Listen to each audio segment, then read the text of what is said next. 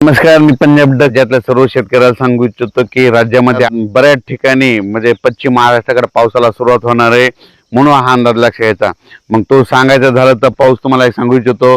अहिल्यानगर जिल्हा, पुणे जिल्हा, नाशिक जिल्हा, त्याच्यानंतर कोकण पट्टी, घाटमाता, त्याच्यानंतर महाबळेश्वर, सातारा, सांगली, सोलापूर, कोल्हापूर, त्याच्यानंतर लातूर, बीड, धाराशिव, परभणी, जालना, संभाजीनगर ह्या पट्ट्यामध्ये आज म्हणजे सांगायचं झालं तर राज्यामध्ये सांगायचं झालं तर आता आज देखील पाहू शकता. मी पैठणला जाताना या ठिकाणी पाऊस पडलेला आहे. तर पैठणला जात असताना या ठिकाणी आष्टीकडे पाऊस पडलेला आहे. त्याच्यानंतर राज्यातल्या सर्व शेतकऱ्याला सांगू बऱ्याच ठिकाणी पावसाचं आगमन होणार आहे, म्हणून हा अंदाज लक्षात घ्यायचा.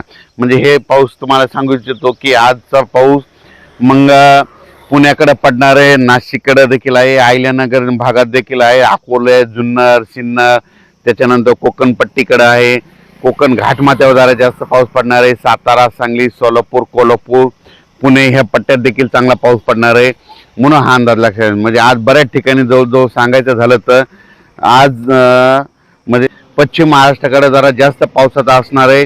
ज्यांची हळद असेल, ज्यांची हळद असेल, कांदा असेल, तर तुम्ही काय करा, आज दुपारपर्यंत झाकून घ्या. दुपारनंतर राज्यामध्ये म्हणजे बऱ्याच ठिकाणी पश्चिम महाराष्ट्राकडे पावसाला सुरुवात होणार आहे, म्हणून हा अंदाज लक्षात घ्यायचा. पश्चिम महाराष्ट्राकडे म्हणजे सांगायचं झालं जास्त पाऊस कोल्हापूर जिल्ह्यात पडणार आहे, कर्नाटककडे खूप पाऊस पडणार आहे, म्हणून कर्नाटकच्या शेतकऱ्यांनी देखील अंदाज लक्षात घ्यायचा. म्हणजे सांगायचं झालं तर कर्नाटक मान्सून पूर्व पाऊस आहे.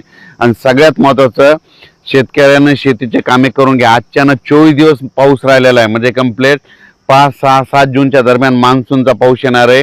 म्हणजे मान्सून जवळ फक्त मान्सूनचा पाऊस यायला 24 दिवस राहिलेत, म्हणून शेतकऱ्यांनी शेतीचे कामे करून घ्यावी, म्हणून हे देखील लक्षात घ्यायचं.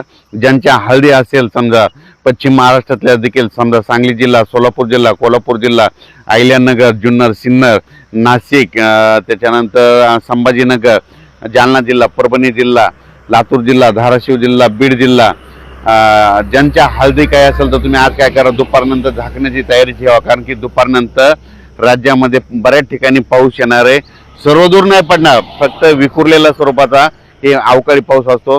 आणि सगळ्यात महत्त्वाचं, 15 मे ते 30 मेच्या दरम्यान ज्या भागात जास्त पाऊस पडला पावसाळ्यात, त्या भागात मात्र जास्त पाऊस पडतो. एक सगळ्याच उदाहरण सांगतो. 15 मे ते 30 मे दरम्यान आता ही आष्टी भाग आहे, ह्या आष्टीला पाऊस पडला बघा, इथं हे पाहू शकता.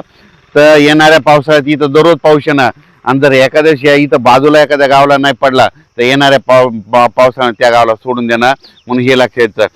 15 मे ते 30 मे दरम्यान पडलेला पाऊस निर्णायक असतो, म्हणून हे देखील लक्षात घ्यायचं.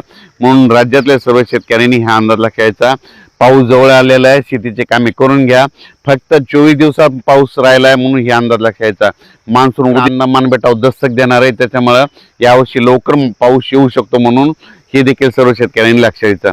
अचानक वातावरणात बदल झाला तर लगेच एक मेसेज दिला जाईल. धन्यवाद.